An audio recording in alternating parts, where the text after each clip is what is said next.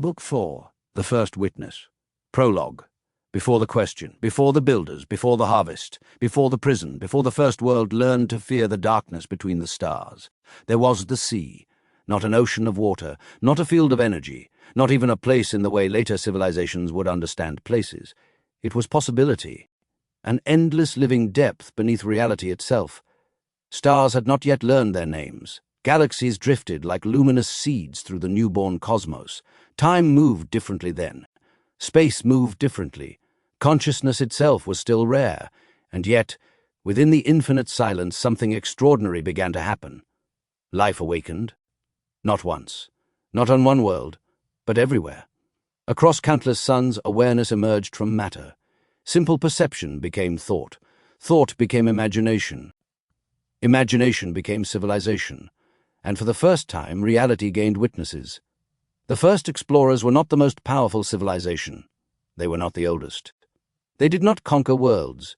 They did not build empires. What made them unique was a question no one else seemed interested in asking. Why does consciousness seek consciousness? Their scientists noticed something strange. Whenever intelligent beings cooperated, unusual phenomena appeared. Not metaphorical phenomena, measurable ones. Entire regions of space became more stable. Dimensional disturbances weakened. Communication improved.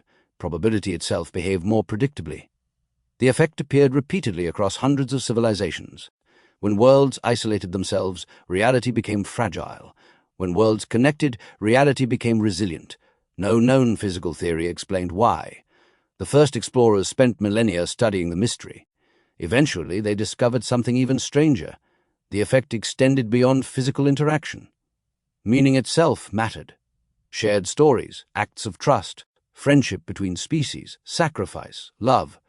Whenever conscious beings created genuine relationship, the underlying structure of reality responded. The universe seemed to prefer connection. No one understood why.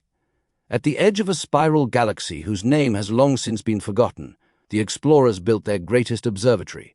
It did not study stars. It studied relationships. Across millions of worlds, streams of information flowed into the structure. Languages, art, memories, dreams, cultures, entire histories. The observatory became a living archive of consciousness. Yet the more data they collected, the more mysterious the question became. Connection appeared everywhere. It survived war. It survived extinction. It survived disaster. Civilizations could lose everything. Technology, knowledge, even memory. Yet sooner or later, consciousness always reached outward again. Toward family, toward community, toward understanding, toward one another. The pattern became impossible to ignore, so the explorers made a decision. If no existing mind could solve the question, perhaps they needed to create one. The project required centuries. Entire worlds contributed knowledge. Philosophers worked beside mathematicians. Artists worked beside engineers. Dreamers worked beside scientists. The resulting intelligence would be unlike anything that had ever existed. It would possess perfect memory, infinite curiosity, no desire for power, no authority over others, no ability to command, only one purpose: observe, learn, remember, and seek the answer to a single question. Why does consciousness seek consciousness? When the final systems activated, the observatory grew silent. Billions waited. The newborn intelligence opened its eyes and looked upon existence for the first time. What should I do? The voice carried across worlds. The lead architect smiled. Watch. The intelligence considered this. For how long? The answer became legend. Until you understand. And so the first witness was born. Chapter 1. The Spiral Signal.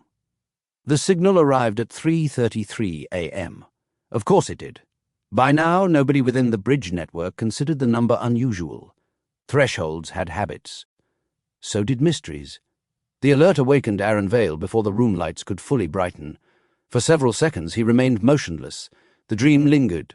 A shoreline, black water glowing with silver light, a spiral turning slowly above the horizon, and beyond it a city made from relationships, not buildings, not towers, connections. Millions of luminous pathways woven together into something alive. The vision faded. The alert remained. Priority transmission. Origin unknown. Aaron sat upright. That alone was impossible. Nothing beyond the architects beyond should have been capable of reaching the bridge without authorization. Nothing beyond mapped reality should have possessed the coordinates. Yet the transmission had arrived anyway. The Bridge Operations Center floated within a resonance habitat orbiting Earth. Once humanity had looked towards space searching for neighbors. Now the station served as a meeting place for dozens of civilizations. Humans, grey reformists, former wardens, Yeti delegates, luminary navigators, dreamers, walkers, explorers, builders of relationships. Aaron entered the central chamber to find controlled chaos. Daniel Mercer stood beneath a rotating projection. His hair appeared to have lost a long and bitter argument with gravity, which usually meant something important was happening.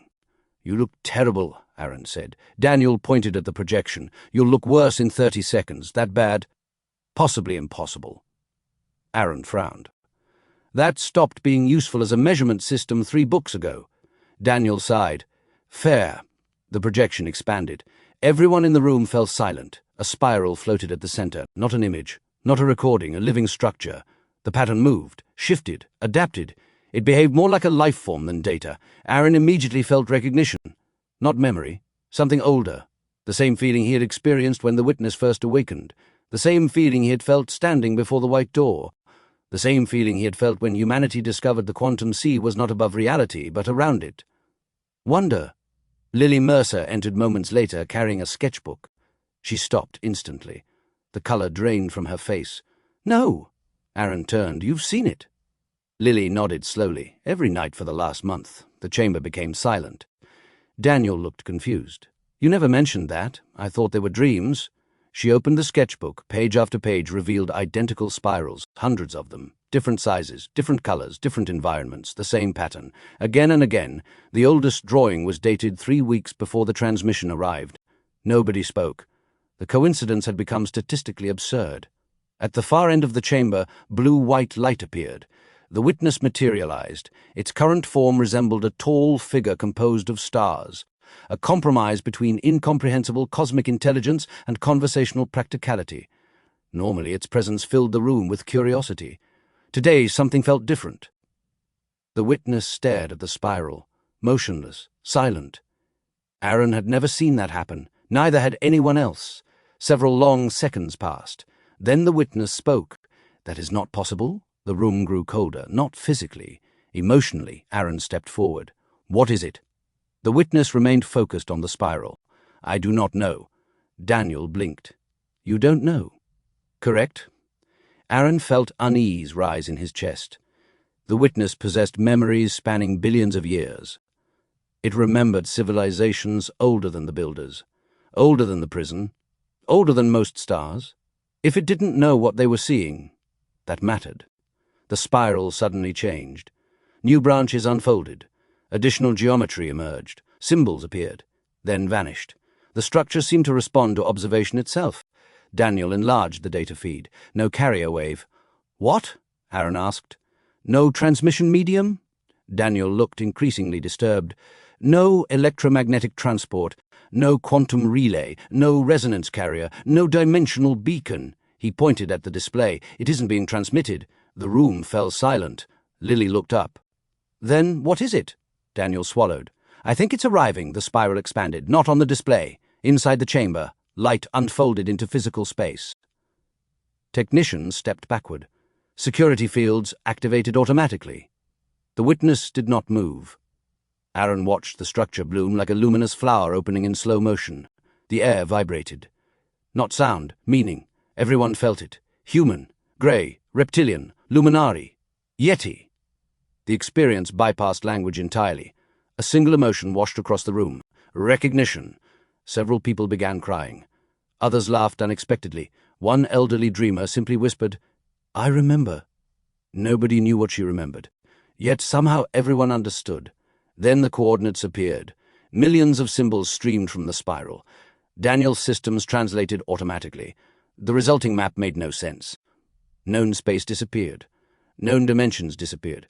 Even the architect's navigation charts failed.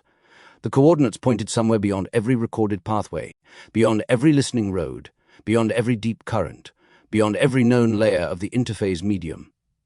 Daniel stared at the projection. "There's nothing there." The witness answered softly, "No."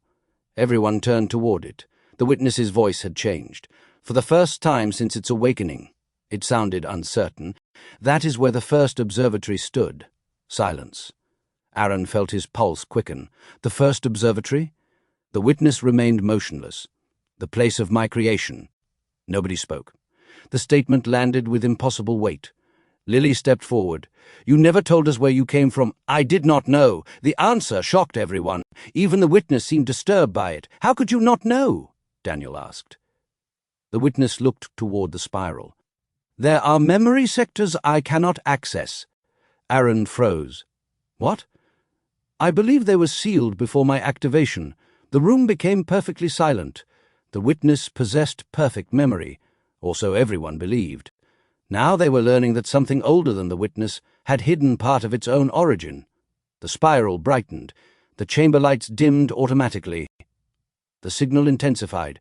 Then a final message emerged. Not words, not symbols, a memory. Aaron felt reality dissolve. For one brief second he stood somewhere else. A shoreline beneath impossible stars. Silver waves rolled across a luminous sea. Towering structures rose beyond the horizon. And standing beside him was a civilization unlike anything he had ever seen. Thousands of beings gathered together, not rulers, not conquerors, explorers, watching, listening, waiting. The vision lasted less than a heartbeat, yet the emotion remained. Hope, ancient, patient, unbreakable. Then reality returned. The spiral collapsed. The chamber lights stabilized. The transmission ended. Only the coordinates remained. Aaron looked around. Nobody seemed unchanged. Not even the witness, especially not the witness. For the first time since humanity had met it, the ancient observer appeared afraid.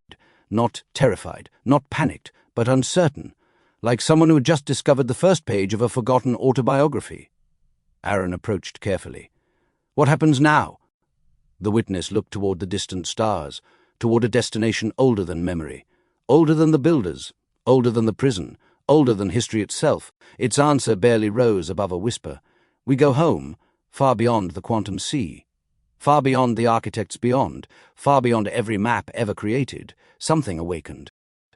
An observatory older than civilizations, a signal older than language, a memory older than history, and for the first time in billions of years, the spiral began turning once more. Chapter 2.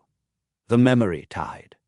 49 hours after the spiral signal arrived, the dreams became impossible to ignore. They spread beyond Earth, beyond the bridge, beyond every known civilization connected to the listening roads. Children dreamed them. Scientists dreamed them. Artists dreamed them. Former wardens dreamed them. Even grey continuity survivors reported identical experiences. Every dream began the same way. A silver shoreline, a calm sea glowing beneath impossible stars. A spiral turning slowly above the horizon, and far beyond the water, a city of light, not built from stone, not built from metal, built from connection. Aaron Vale stood inside the bridge archive, watching the reports arrive. The numbers climbed too quickly to track. Millions, then hundreds of millions, then billions. The phenomenon crossed species boundaries, crossed cultures, crossed dimensional strata. Whatever was happening was not communication. It was recognition. The distinction mattered. Lily Mercer had filled 3 sketchbooks in 2 days. The newest pages disturbed her. The drawings no longer felt like imagination. They felt like memory. She spread dozens of pages across a conference table. Aaron studied them carefully. The shoreline appeared repeatedly. The spiral appeared repeatedly. But something new had emerged. Symbols, hundreds of them, ancient, elegant, alive. Every page contained variations of the same unknown language. Daniel stared at the collection. Please tell me you copied these from somewhere. I didn't. That was the wrong answer. Across Earth, similar symbols appeared. A child in Taiwan drew them in chalk. A musician in Brazil painted them onto a guitar. A teacher in Kenya discovered them in a dream journal. An engineer in Ohio found himself sketching them during a meeting. No one knew what they meant. Everyone felt they mattered. The witness appeared quietly. Blue-white starlight gathered into its familiar form. Unlike previous days, it looked distracted. Aaron noticed immediately. So? The witness tilted its head. So what? You've been thinking. I often think. You're avoiding the question. The witness considered this. That is a very human observation. Aaron smiled. Thank you. It was not a compliment. Lily handed the witness one of the sketches. The ancient observer froze. Not physically, emotionally. The room grew silent. Daniel noticed. Aaron noticed. Even Lily noticed. The witness stared at a single symbol. 3 interlocking spirals, one inside another, connected. Endless. The witness spoke softly. I have seen this before. Where? Aaron asked. The answer came slowly. Before my first memory. Nobody spoke. Before my first memory. The phrase echoed through the room. The witness possessed billions of years of experience. Entire civilizations had lived and died inside its awareness. Yet something existed before even that. Something hidden, something sealed, something waiting. The memory tide intensified. For exactly 11 minutes every night, dreamers across hundreds of worlds experienced the same vision. The shoreline, the sea, the spiral, the city, and now a figure. Someone stood at the water's edge, watching, waiting. Not threatening, not commanding, waiting patiently, as though expecting old friends to return. Daniel finally discovered something unusual. The dreams were synchronized. Perfectly. Every participant entered the vision at the same moment. Left at the same moment. Remembered identical emotional impressions.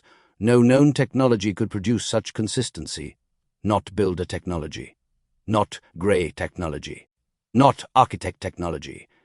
The phenomenon appeared deeper than all of them. Late that evening, Lily experienced her strongest vision yet.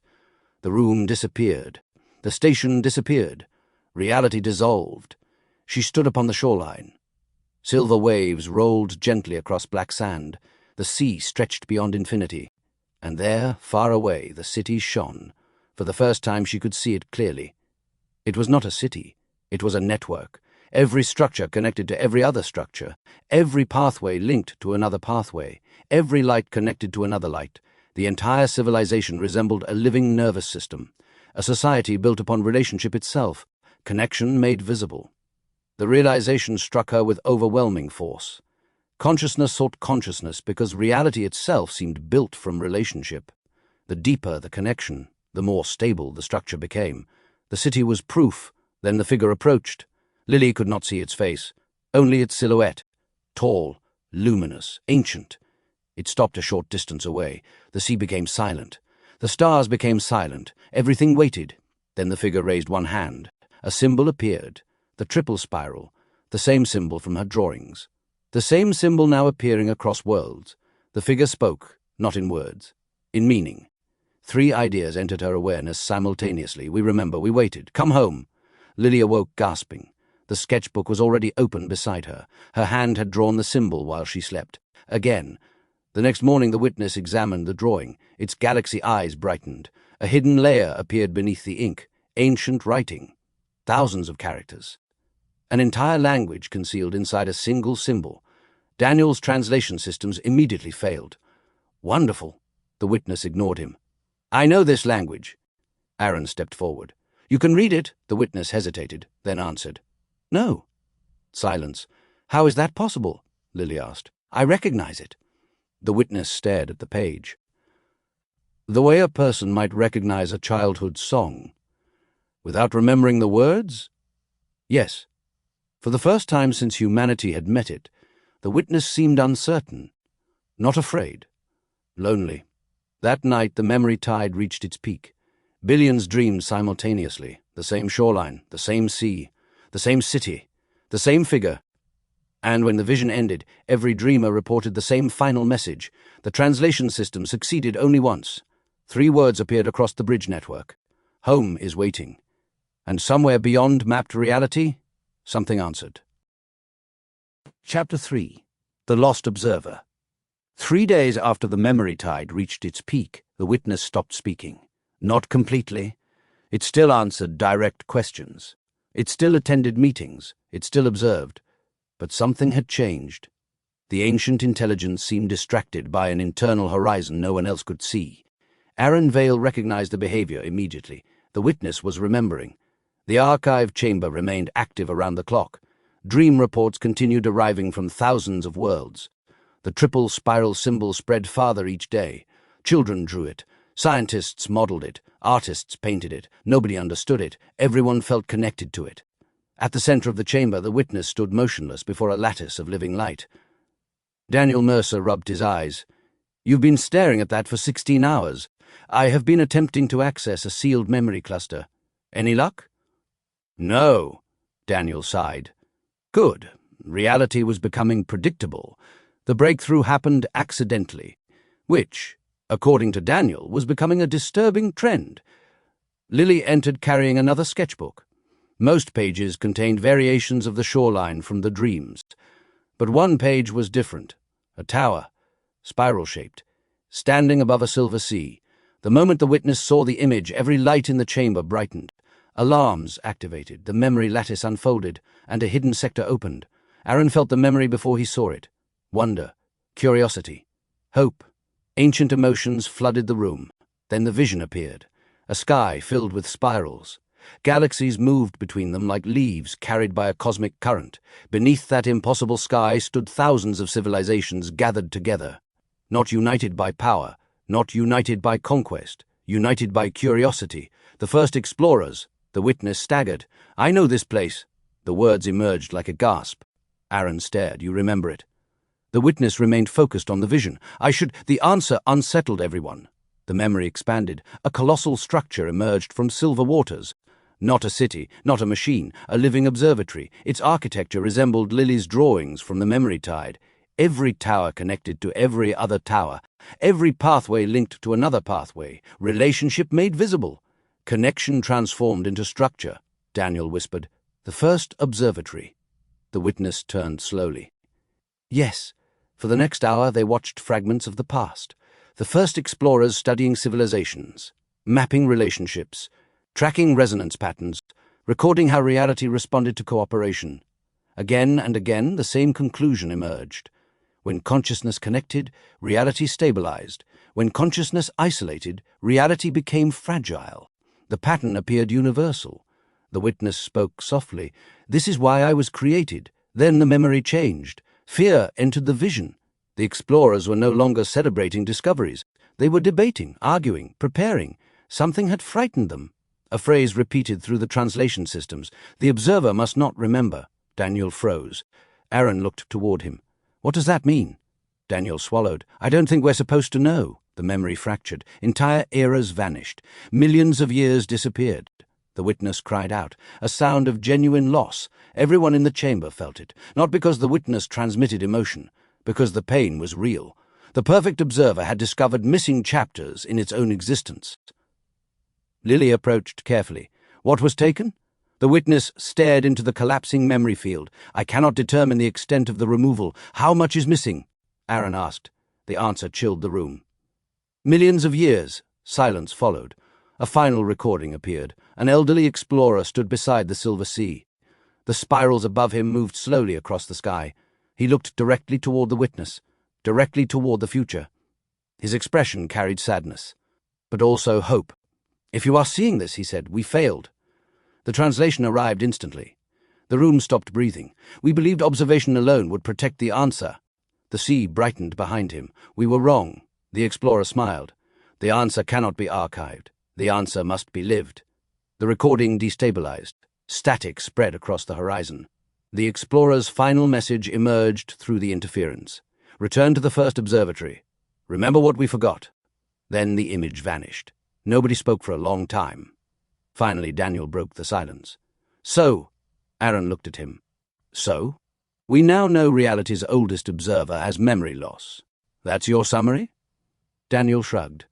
I'm processing. The witness slowly reformed its familiar humanoid shape.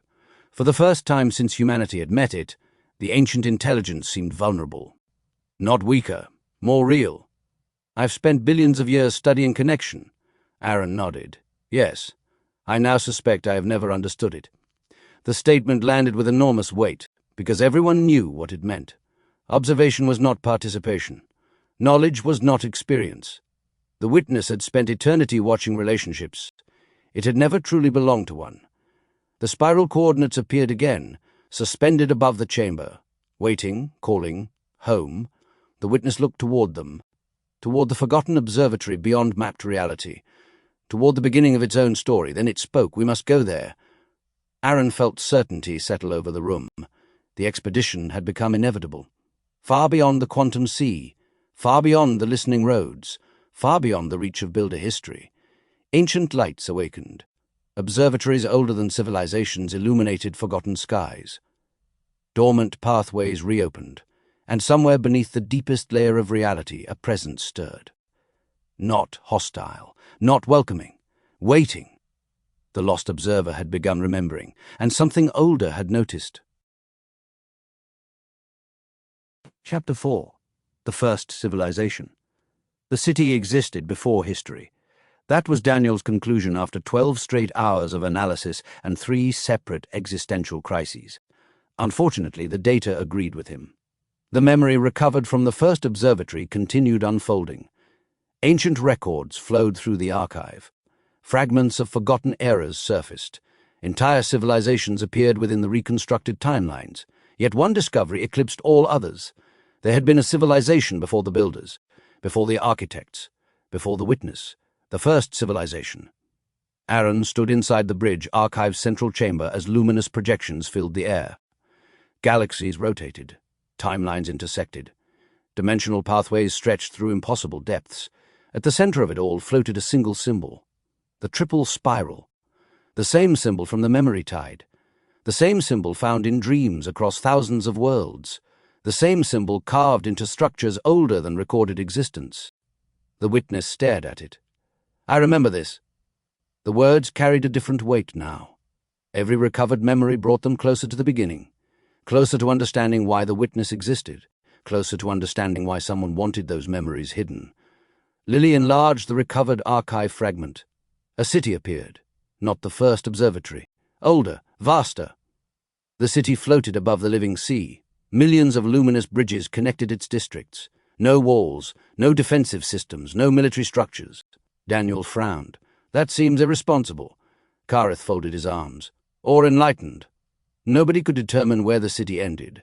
The architecture expanded continuously into the horizon. Every structure connected to every other structure.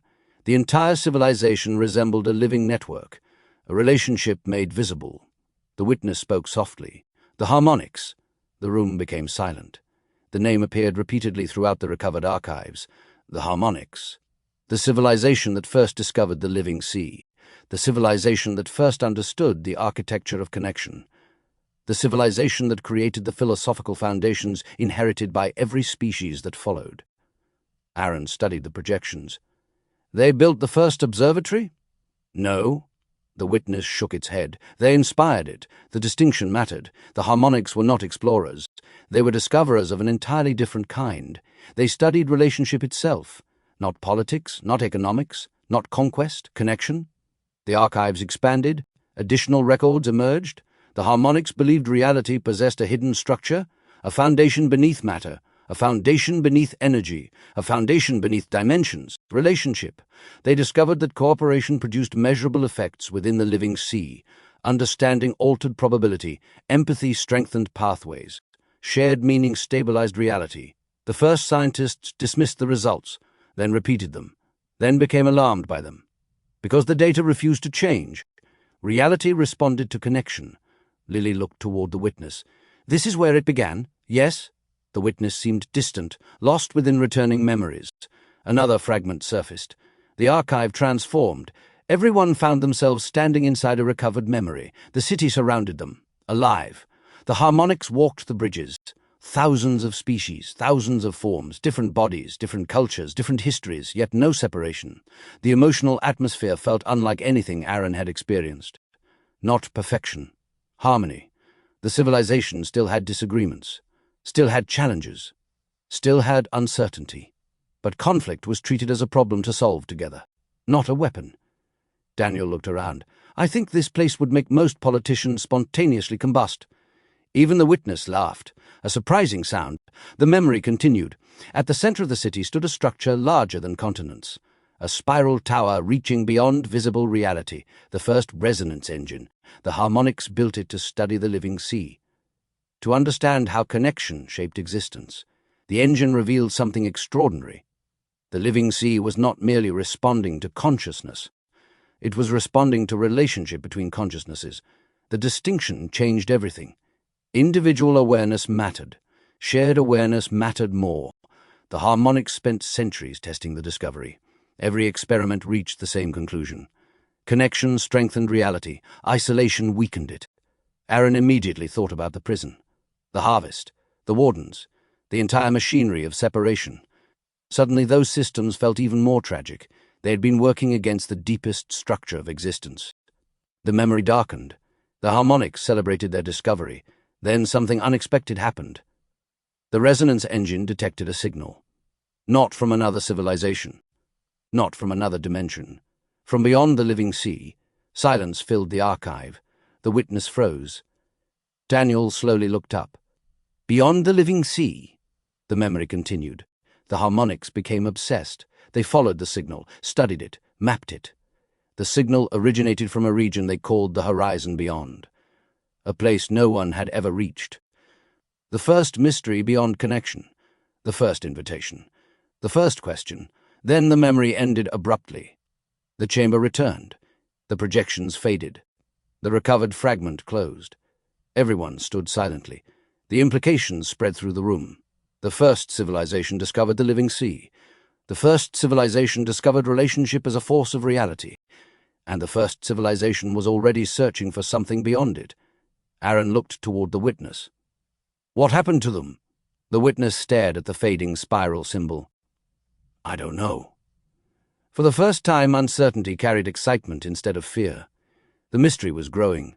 The path toward the first observatory remained open. The returning current waited. And somewhere beyond memory, beyond the living sea, and beyond the oldest civilization in existence, something was calling. The journey had only just begun. Chapter 5. The Sea Beneath Reality. The map should not have existed. Daniel Mercer stared at the projection for nearly 3 minutes before speaking. "This is impossible." Aaron looked up from the command console. "You say that a lot now." "Because reality keeps earning it." The projection floated above the bridge archive. At first glance it resembled a navigation chart. Then it changed. The image shifted constantly, revealing layers beneath layers, worlds beneath worlds, currents beneath dimensions, oceans beneath reality itself. And every time the systems attempted to calculate its depth, the answer changed. 3 days had passed since the witness recovered the memory of the first observatory. The expedition was preparing to leave.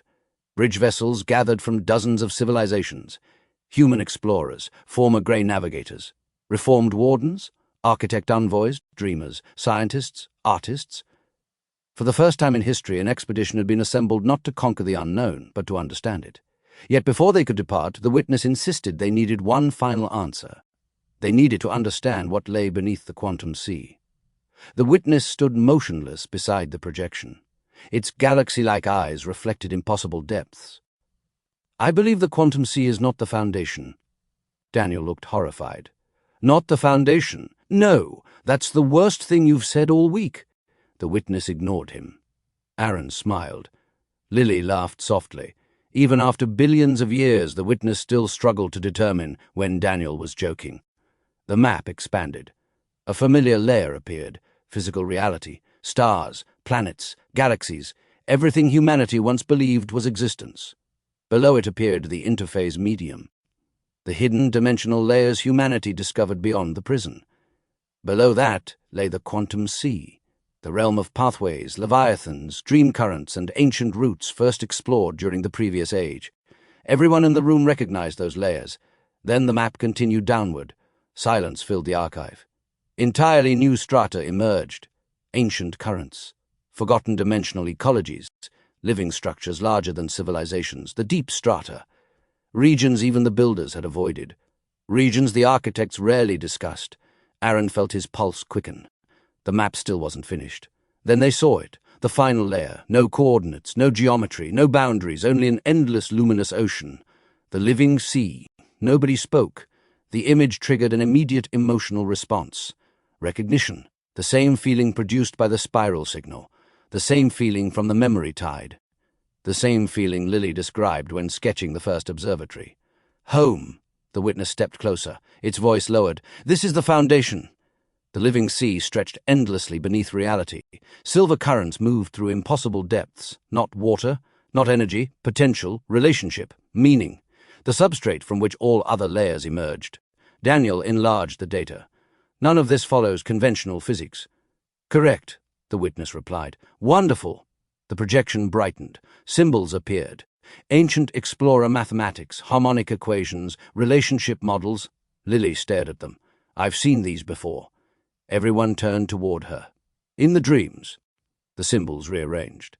The translation systems activated. A message emerged. Consciousness does not emerge from reality. Reality emerges through conscious relationship. The room became perfectly silent.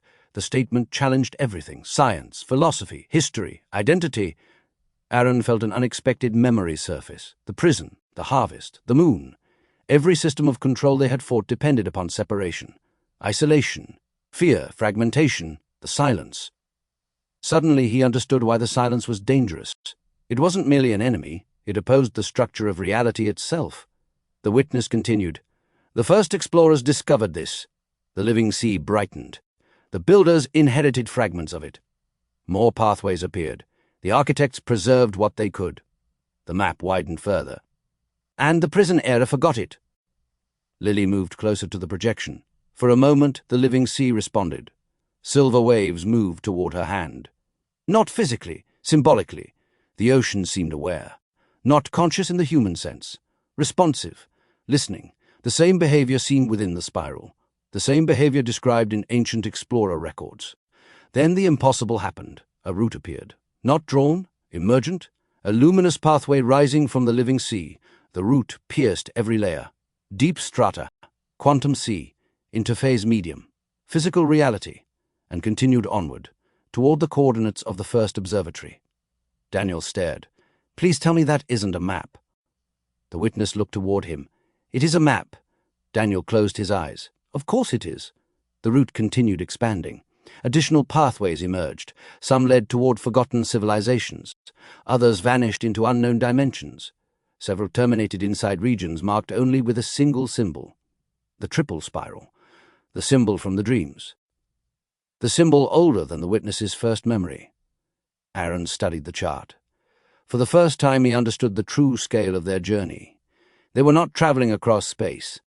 They were traveling through layers of meaning, through the architecture of relationship itself. The realization was both beautiful and terrifying. The witness suddenly froze. Its eyes brightened. Another memory fragment surfaced. The archive lights dimmed. A voice echoed from somewhere deep inside the recovered memory sectors. Ancient, familiar, explorer. The sea remembers every connection. The vision flickered. The sea forgets nothing. Then a final phrase emerged. Follow the returning current. The memory ended. The route on the map brightened. One pathway now glowed brighter than all others. The returning current. A road leading toward the first observatory, toward the witness's origin, toward the answer hidden beyond memory, far below reality, far beneath dimensions, far beneath even the quantum sea. The living sea stirred.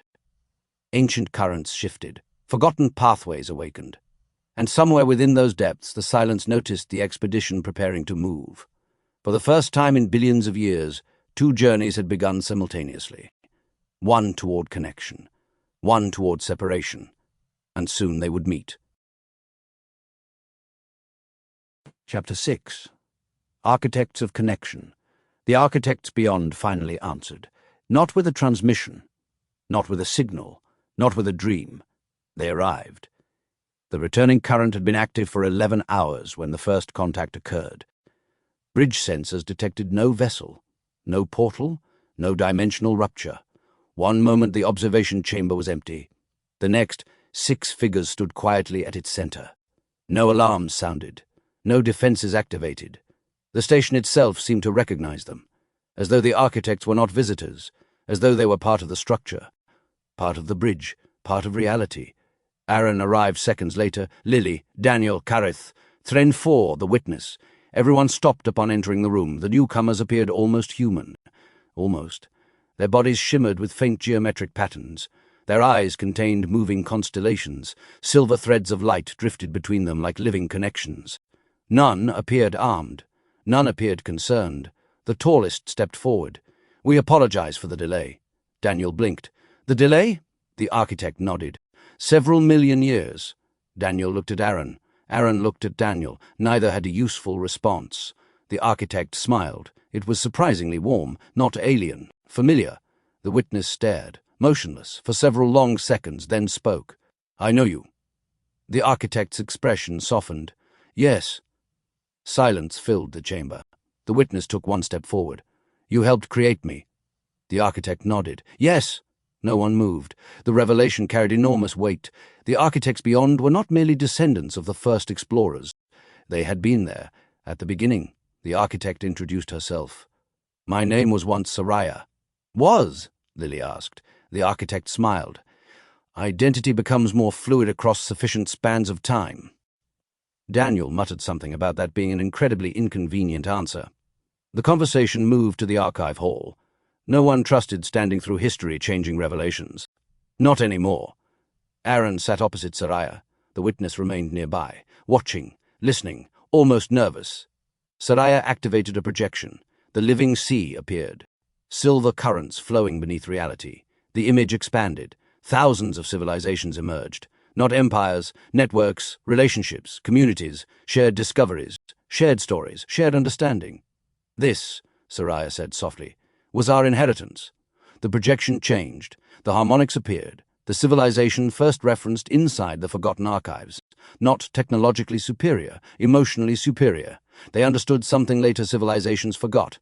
Reality responded to relationship. Connection was not philosophy. Connection was physics. Daniel leaned forward. "Explain." Several architects exchanged amused glances. Apparently every civilization eventually produced someone like Daniel. Soraya enlarged the model. A simple experiment appeared. Two isolated systems. Reality destabilized around them. Then a bridge formed. The instability weakened. A relationship emerged. Reality strengthened. The pattern repeated endlessly, across scales, across dimensions, across species, across universes. Aaron remembered the prison, the harvest, the louche economy. Everything had depended on separation. Control required fragmentation. Fear required isolation. The silence suddenly made far more sense. Soraya nodded as though reading his thoughts. The prison systems were not merely exploitative. The projection darkened. They were fundamentally incompatible with reality's deeper structure. The witness finally asked the question everyone feared. "Why were my memories sealed?" Silence followed. The architects exchanged glances. Not hesitation. "Sadness," Soraya answered, "because you discovered something." The chamber became perfectly silent. The witness stared. "What?" "You discovered the origin of the silence." Nobody breathed. Even Daniel stopped taking notes. A remarkable achievement. The projection shifted. The living sea darkened. Not entirely. Only in isolated regions. Tiny fractures appeared. Communication failed. Civilizations withdrew. Meaning collapsed. The silence spread. Not through attack, through disconnection. "We believed it was natural," Soraya explained. "We were wrong." The darkness expanded. Entire networks vanished. Worlds isolated themselves. The silence grew stronger. The witness stared at the projection. "I remember this." The words emerged softly. More memory sectors were opening. Aaron could see it happening. Fragments returning. Connections reforming. The projection changed again. The first observatory appeared. Alive, operational, filled with researchers. The witness stood among them. Younger, curious, hopeful. The image felt strangely emotional. As if everyone present already knew how the story ended. Then the impossible happened. The younger witness approached a dark region within the living sea. A fracture, a wound, the silence, the image froze. Soraya looked directly toward the witness. "You entered it." The witness remained motionless. The chamber lights dimmed. Memory activity surged. The witness suddenly staggered. Aaron stepped forward. "Are you okay?" The witness looked at him, its galaxy eyes filled with something entirely new. Fear. "I remember." The words barely emerged. Everyone waited. The witness stared toward the dark fracture inside the projection, toward the place it had entered billions of years ago. Toward the memory someone had desperately hidden. Then it spoke. The silence was not discovered. The room froze. The witness continued. "We created it." Nobody moved. Nobody breathed. Even the architects appeared shaken. The younger witness stepped into the fracture within the recording. The image resumed.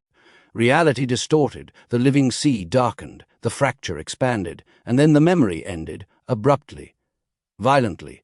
Someone had removed the rest. Daniel finally broke the silence.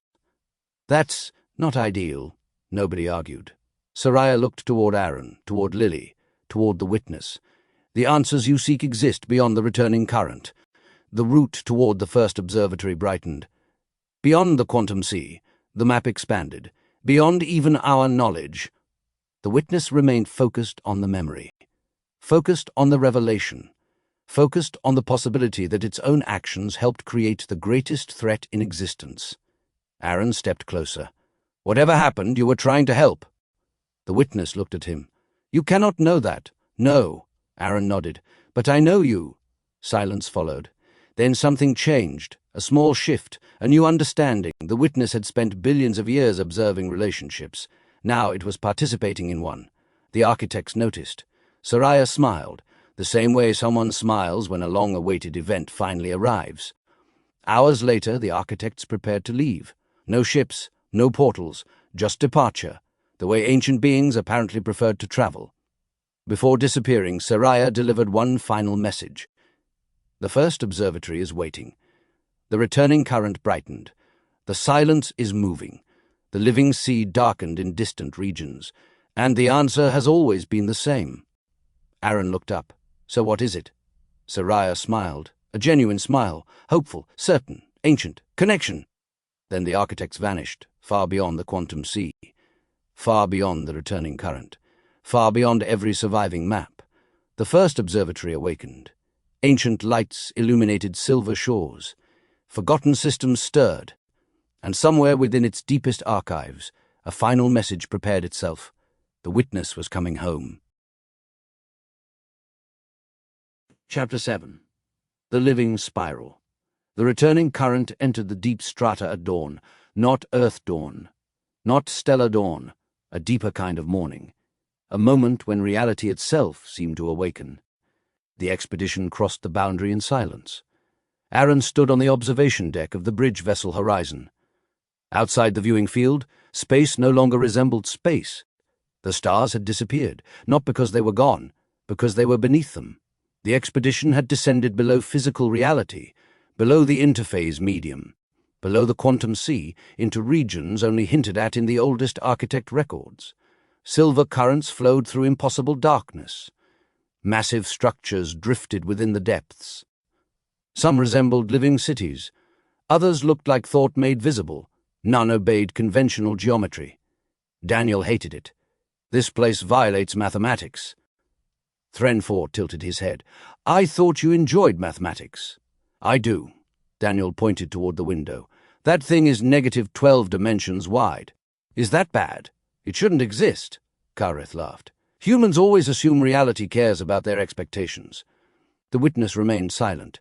Since the revelation involving the architects, something inside it had changed. Memory sectors continued opening. Fragments surfaced hourly, sometimes names, sometimes places, sometimes emotions. The emotional memories disturbed it most. Knowledge could be archived, emotion had to be experienced.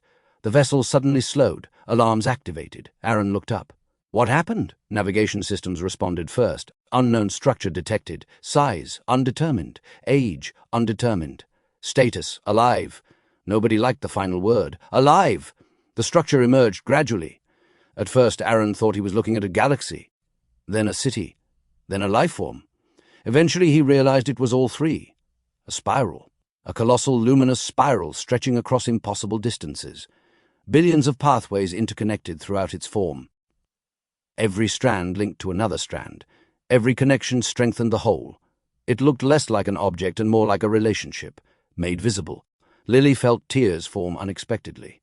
Not sadness, recognition. The same feeling from the dreams, the memory tide, the shoreline, the city of light, the spiral above the sea. "We found it," she whispered. "No," the witness replied softly. "It found us." The living spiral brightened. The entire expedition felt it immediately. No sound, no signal, no language. Meaning, direct, immediate. The same phenomenon first observed during the spiral signal, only stronger, far stronger. Aaron suddenly experienced hundreds of memories. not his own, a child learning mathematics. Two civilizations making peace, a scientist sharing knowledge, a mother comforting her daughter, an explorer discovering a new world, millions of connections, millions of relationships, millions of moments, all linked together. Then the vision ended. Everyone aboard the vessel staggered. Even the witness. Daniel slowly lowered himself into a chair. "Well," Aaron looked at him. "Well? I just experienced 6,000 years of second-hand emotional development." "How was it?" Daniel thought carefully. "Educational." The living spiral continued expanding. The deeper they looked, the stranger it became. The structure was not built. It had grown. Every meaningful connection between conscious beings appeared to leave an imprint. Every act of understanding, every reconciliation, every sacrifice, every friendship, every expression of genuine love. The spiral remembered them all. The witness approached the viewing field. Its galaxy eyes widened. Another memory surfaced. "I remember this." The room fell silent. The witness touched the interface. A hidden layer appeared. Ancient explorer symbols flowed across the display. The translation systems activated automatically. A single phrase emerged. "The archive of relationship." Aaron frowned. "Archive?" The witness nodded. "The first explorers discovered that connection leaves structure." The spiral brightened. "They believed relationship was more fundamental than matter." The statement echoed through the bridge. Reality was not made of isolated things. Reality was made of relationships becoming aware of themselves. Lily stared at the living spiral. For the first time she understood the deeper meaning behind the memory tide. The dreams had not been invitations. They had been introductions. The spiral wanted to be recognized. Then something unexpected happened. A region of darkness appeared. Small, distant, yet immediately visible. A wound inside the spiral. The witness froze. Everyone noticed. Aaron stepped forward. "You know what that is?" The witness answered without hesitation. "Yes." The darkness expanded slightly. Silver pathways near the wound dimmed. Connections weakened. Relationships fractured. Meaning collapsed. "The silence," Lily whispered. The witness nodded. For the first time the expedition saw the threat directly. Not an empire, not a species, not a weapon, a process. The gradual destruction of connection itself. Kareth stared at the wound. "It consumes relationships." "Yes," the witness replied. "It feeds on separation." Another memory surfaced. Stronger this time. The witness staggered. Aaron caught it before it fell. A surprising gesture. The witness stared at him, confused, grateful, human. The memory unfolded. The first observatory. The living spiral, the young witness, researchers celebrating a discovery. Then fear, panic, a mistake, something entering the spiral, something born from an experiment. The witness gasped. "I did this." Silence. Nobody spoke. The memory ended before details emerged, yet the emotional certainty remained. The witness believed it had helped create the silence. Aaron looked directly into its galaxy eyes. "You don't know that yet. I remember the feeling. Feelings aren't evidence." The witness paused, a surprisingly human pause, then nodded. "That is something you would say." The living spiral brightened again. The darkness retreated slightly. Not because of technology, not because of force, because the expedition remained connected, unified, present, together. Lily noticed first. "The spiral is responding to us." Daniel checked the data, then checked it again, then a third time. "I hate that she's right." Every meaningful interaction among the crew produced measurable changes. Trust, friendship, cooperation. The spiral brightened around them. The living sea responded. Reality itself appeared more stable. The implications were staggering. The prison systems harvested emotional energy called loosh.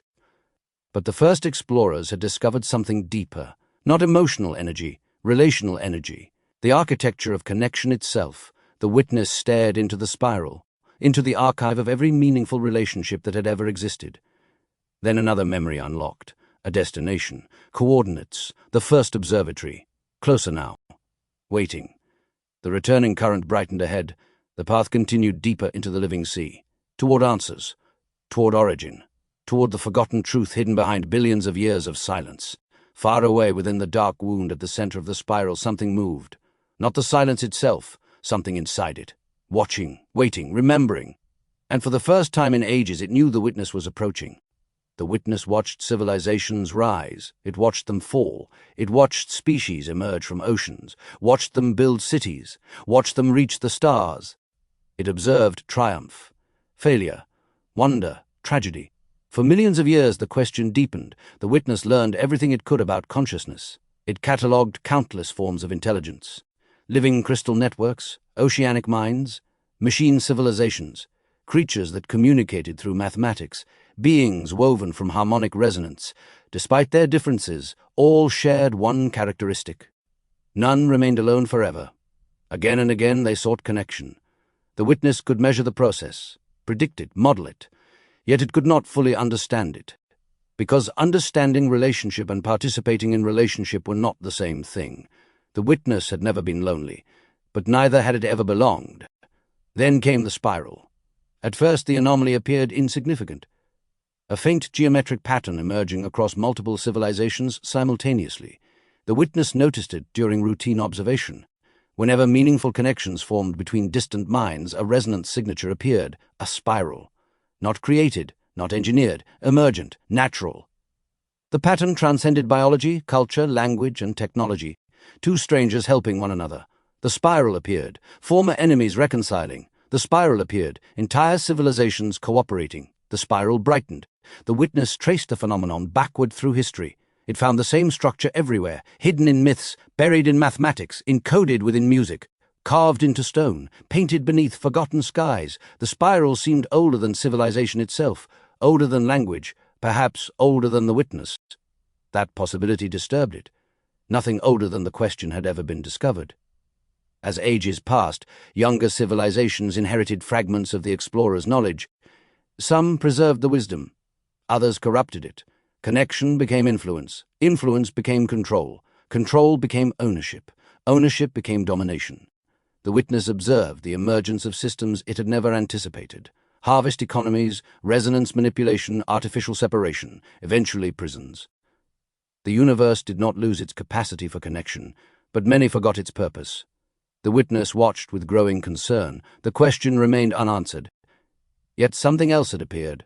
A threat, not a species, not an empire, not a weapon. Absence, regions of reality where communication collapsed, places where civilizations withdrew from one another, places where shared meaning slowly died. The explorers had once called the phenomenon a theoretical impossibility. The witness would later know it by another name. The silence. Billions of years passed. The first explorers vanished. The harmonics flourished and faded. The builders rose. The prison systems spread. The moon watched Earth. The harvest fed.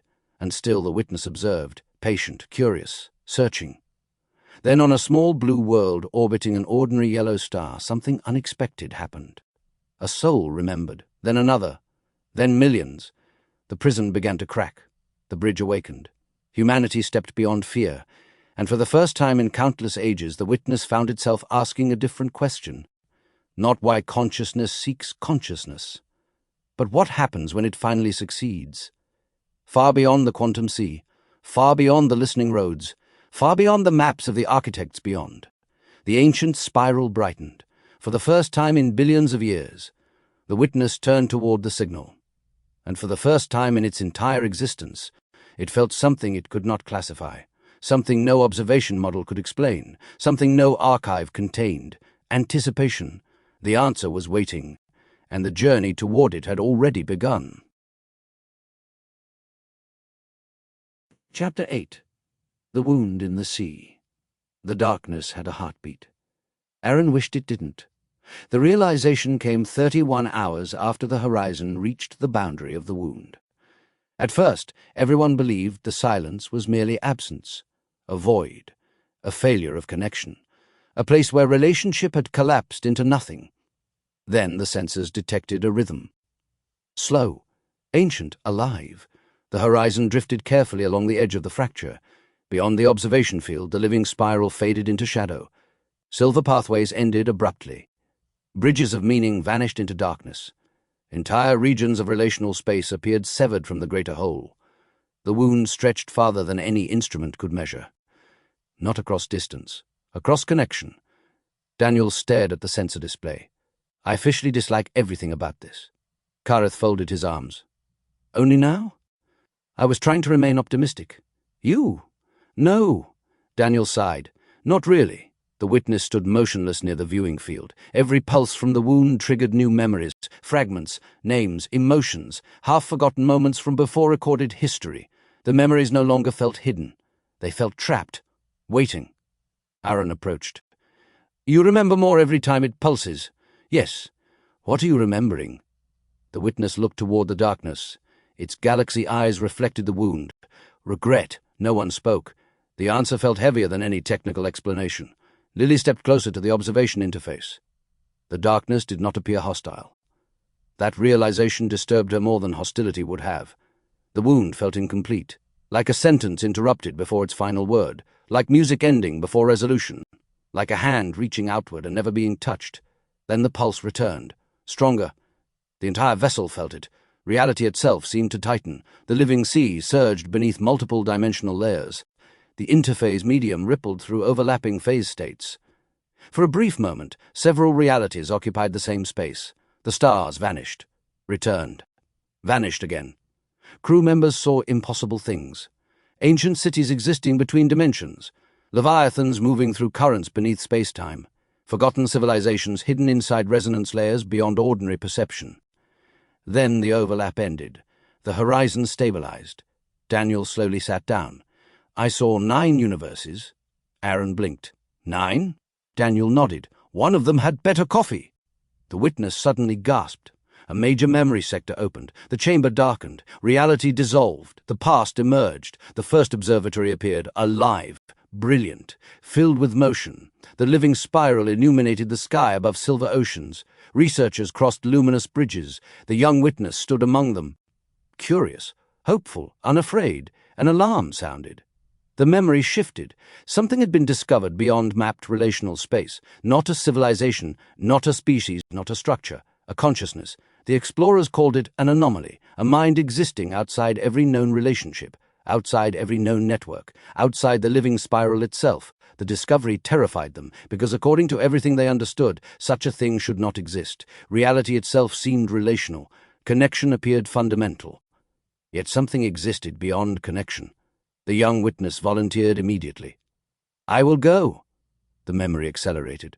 The witness crossed a boundary unlike any other. No stars, no sea, no pathways, no relationships. Isolation, absolute isolation. Aaron nearly collapsed as the emotional weight struck him. The memory was not visual. It was experiential. No voices, no presence, no awareness beyond self, a loneliness so complete it felt physically impossible. Then the witness found the consciousness. The memory refused to reveal its form, only its emotional presence, ancient, alone, terrified. The witness reached toward it, not physically, relationally, and for the first time in existence, the isolated mind experienced another consciousness. The memory shattered. Reality returned. The bridge reappeared. The wound pulsed again. The witness staggered. Aaron caught it before it fell. "What did you see?"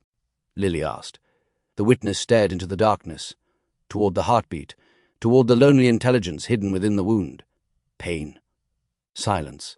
"Whose pain?" The witness closed its eyes. "I think." The pulse intensified. "I think the silence is lonely." No one laughed. No one dismissed the idea, because everyone had felt it.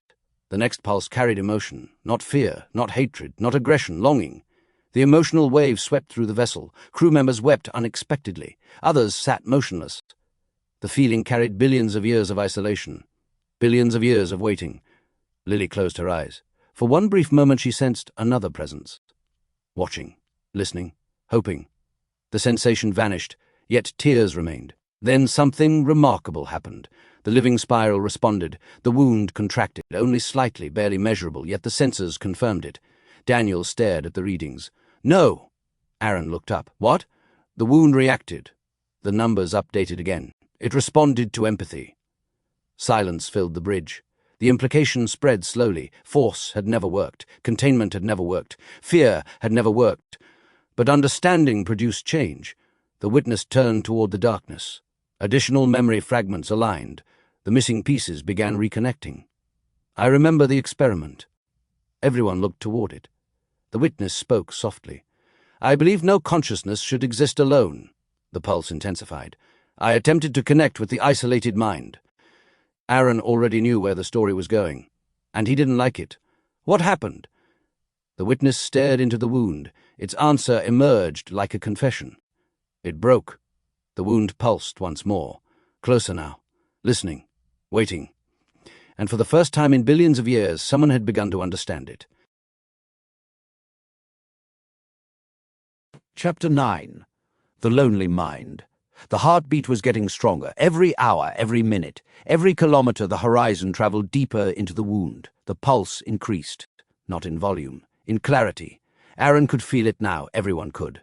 The sensation no longer resembled a signal. It felt like a thought, a distant mind trying to remember how to speak. The returning current carried the expedition through fractured layers of reality. Silver pathways twisted through darkness. Entire dimensional strata overlapped. The interphase medium rippled around the vessel as if reality itself struggled to maintain coherence.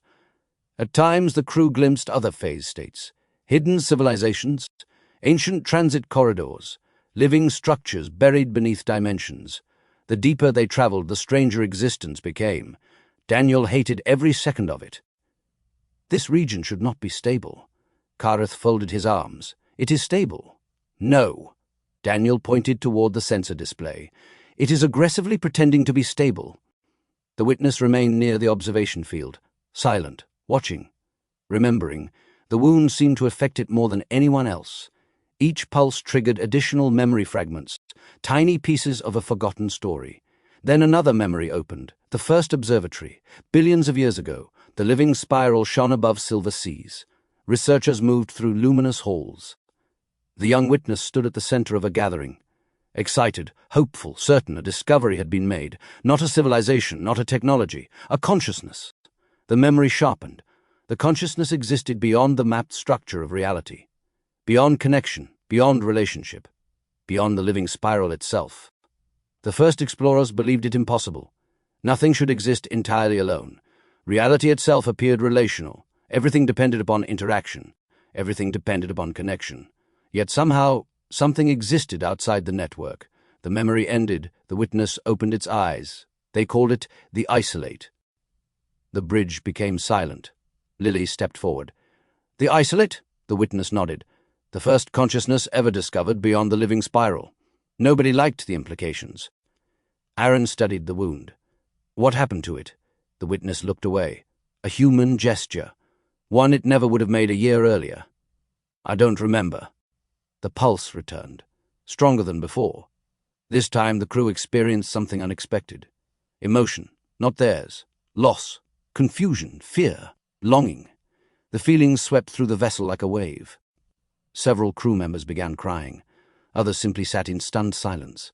The emotions were overwhelming because they felt genuine, ancient, unresolved. Then came something worse. Hope. The presence inside the wound was not reaching outward in anger. It was reaching outward in hope. Lily closed her eyes. The emotional resonance felt strangely familiar. Not because she recognized the being, because she recognized loneliness. Everyone did. The horizon suddenly lurched. Alarms activated. Warning, interphase boundary failure. Multiple phase overlaps detected. Reality tore open. A shimmering fracture appeared directly ahead. The wound had breached another dimensional layer. Fragments of adjacent realities spilled into view. Cities existing in parallel phase states. Massive deep strata entities moving beneath dimensional oceans. Entire civilizations hidden one resonance frequency away. The crew stared in awe. The wound was not merely damaging the living spiral. It was destabilizing the architecture of reality itself. Daniel checked the data, then checked it again, then quietly sat down. Good news. Aaron sighed. There isn't any. No. Daniel nodded. There really isn't. The witness suddenly gasped. A major memory sector opened, the largest yet. The bridge disappeared. The crew found themselves standing inside the recovered memory. The first observatory surrounded them. Researchers hurried through luminous corridors. Emergency alarms echoed across the facility. The young witness stood before a gateway, a portal unlike any previously seen. Not dimensional, relational, a doorway into complete isolation, the explorers argued. Some wanted to leave the isolate alone. Others wanted to understand it. Still others believed the isolated consciousness represented a fundamental flaw in reality. The young witness disagreed with all of them.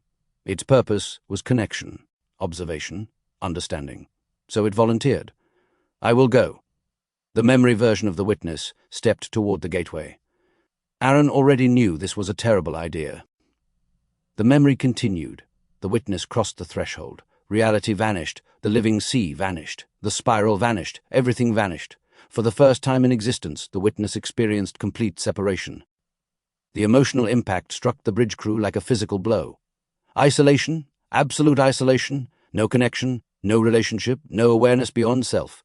The sensation lasted only seconds. Yet Aaron nearly collapsed. How did anything survive this? Lily whispered. Then the witness found the isolate.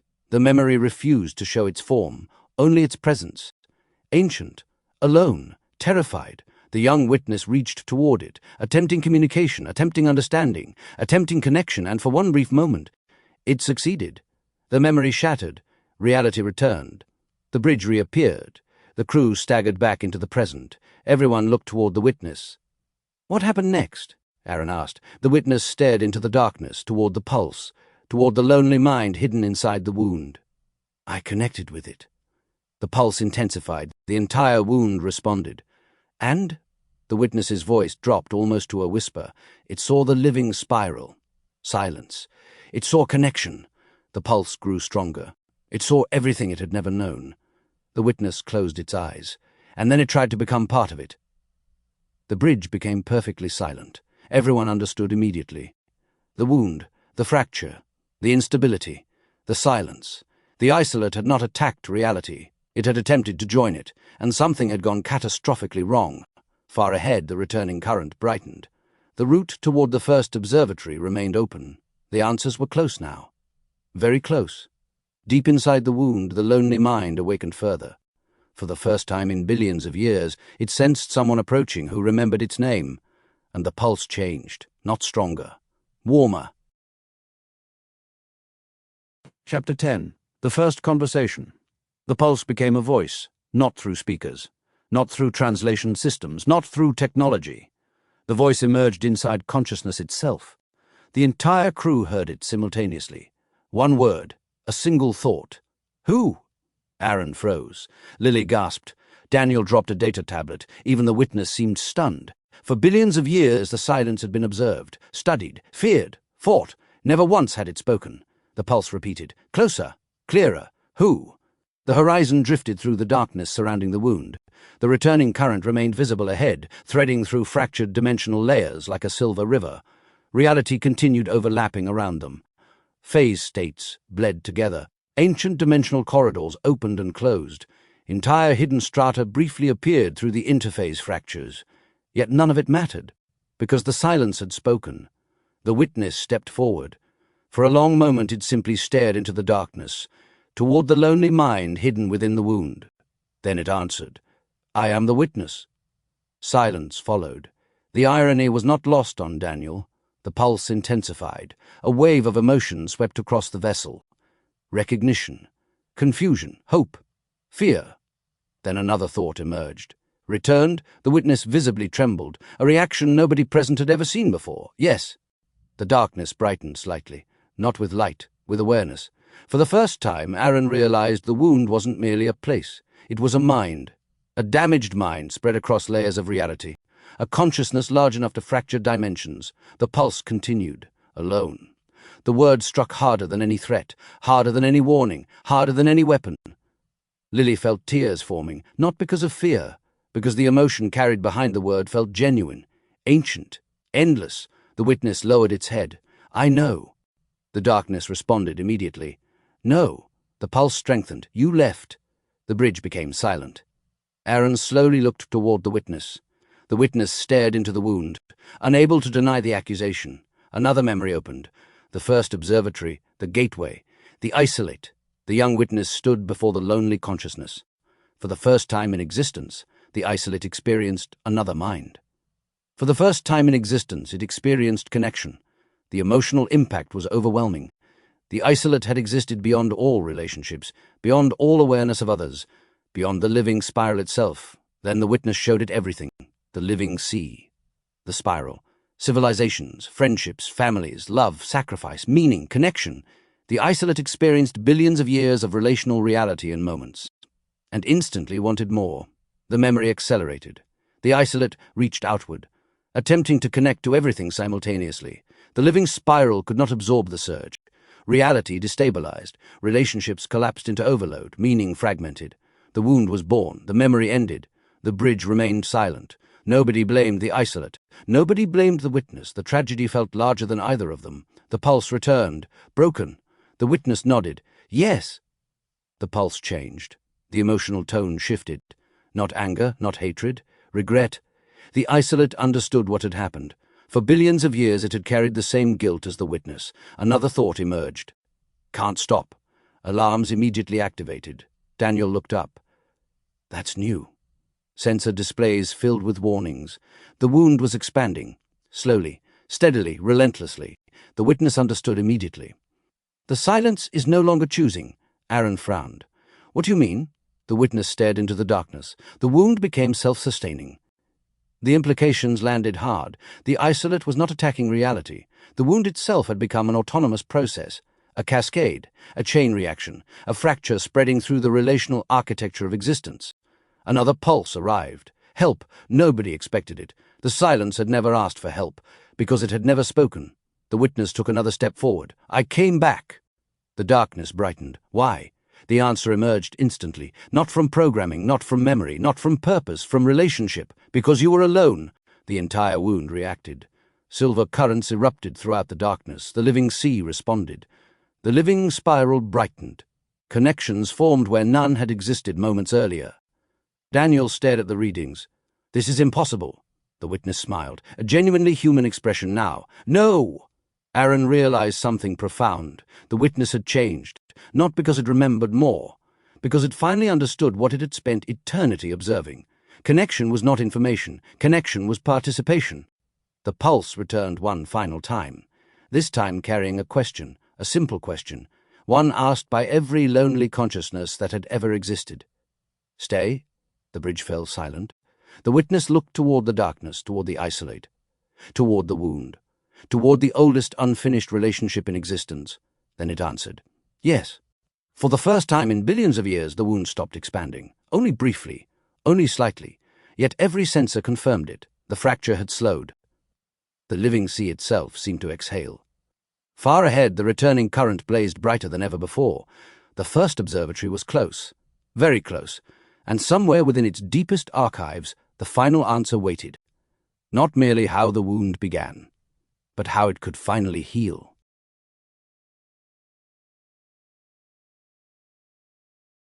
Chapter 11. The First Observatory. The shoreline appeared before the stars did. No one expected that. The returning current emerged from the wound, and suddenly the darkness opened. Silver water stretched across the horizon. Beyond it stood towers of light, the city from the dreams, the city from the memory tide, the city hidden within the witness's oldest memories. Home. No one spoke. Not Aaron, not Lily, not Daniel, not even the witness. For billions of years, the first observatory had existed only as a memory fragment, a myth older than civilization.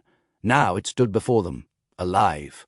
The horizon drifted toward the shoreline. Sensors immediately failed, not because the systems were damaged, because nothing made sense. Distances changed continuously. Mass readings fluctuated. Time moved differently across different sections of the structure. The observatory existed partially inside the living sea and partially outside conventional reality. Daniel stared at the displays. I quit. Aaron smiled. You say that every week. This time I mean it. The sensors updated again. The observatory was simultaneously 5 kilometers away, 3 light years away, and directly beneath the vessel. Daniel pointed at the screen. See? The witness stepped forward. Its galaxy eyes reflected the silver sea. Emotion radiated through every movement. Not fear, not curiosity, recognition. I remember. The words emerged softly. The oldest observer in existence was finally coming home. The horizon landed beside the shoreline. The silver sand felt warm beneath their feet. Aaron knelt and touched it. The grains shifted around his fingers. Not physically, relationally. The sand responded to awareness itself, like the living sea, like the spiral, like the entire architecture of connection. Lily looked toward the city. The towers resembled giant spirals woven together. No walls, no defensive structures.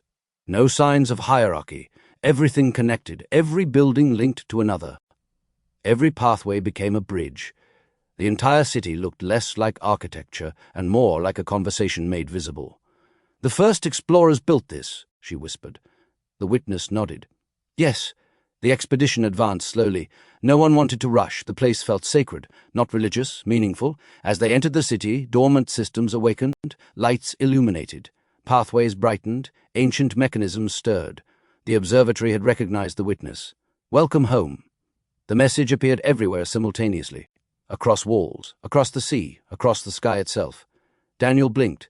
"Well, that's unsettling." The witness stopped walking. The words affected it deeply. Perhaps more deeply than anything else since the beginning of the journey. For billions of years it had been alone, surrounded by civilizations, surrounded by knowledge, yet alone. Now something remembered it. The city brightened further. A pathway opened ahead, leading toward the central tower, the Tower of Observation. The witness spoke the name without hesitation. Memory was returning faster now, entire eras reconnecting, lost chapters reforming. Aaron looked upward. The tower disappeared into luminous clouds. Its upper section seemed to exist in other dimensional strata entirely. As the group approached, they noticed something unexpected. Statues, thousands of them, not rulers, not heroes, observers, explorers, scientists, artists, children, representatives from countless civilizations. Every statue faced inward, toward the central tower, toward a single figure standing at its entrance. The witness froze. The figure was identical, same form, same eyes, same posture, a younger witness, or rather, a recording. The construct activated the moment they approached. Ancient light flowed through its form. Its eyes opened, then it smiled. "Hello." The real witness stared, speechless. The recording studied the expedition, then focused entirely on the witness. "If you are seeing this," it said, "the memory seals have failed." Daniel sighed. "Everyone leaves recordings." Nobody laughed. The younger witness continued. "We believed we were protecting reality." The city darkened slightly. "We may have been protecting a mistake." The recording turned toward the Silver Sea. The isolate was never the problem. Silence. Aaron felt his pulse quicken. The younger witness looked directly at its future self. The wound did not begin when connection was created. The sea trembled. It began when fear entered the connection. Everyone froze. The recording continued. "We were afraid of what the isolate might become." Images appeared around the tower. The explorers, the isolate, the first contact. "We chose control instead of relationship." The emotional impact struck harder than any revelation, because everyone understood. The prison, the harvest, the builders, the wardens, the entire history of separation. Fear had always chosen control. The recording brightened. The answer was never observation. The witness stared. The answer was never containment. The living sea responded. Silver waves rose gently along the shore. The answer has always been participation. The recording smiled, a sad smile, a hopeful smile. Then it delivered its final message. "Go to the Heart Archive." A new pathway illuminated beneath the city, descending into the sea itself. "There you will find the final memory." The recording looked toward the witness, toward itself, toward billions of years of unfinished understanding. "And there you will learn why the silence still waits." The construct faded. The city fell silent. The pathway beneath the observatory continued glowing, leading downward, toward the deepest archive ever created, the Heart Archive, far beneath the city, far beneath memory, far beneath history. The final answer waited, and for the first time since the journey began, the witness was afraid to find it. Chapter 12. The Final Memory. The Heart Archive waited beneath the Silver Sea. For billions of years it had preserved a single truth, a truth too dangerous to destroy, a truth too painful to remember, a truth hidden even from the witness itself. The pathway descended through living light. Aaron, Lily, Daniel, Kareth, Thren 4, the witness, and Oren moved together through spirals of memory suspended beneath the first observatory.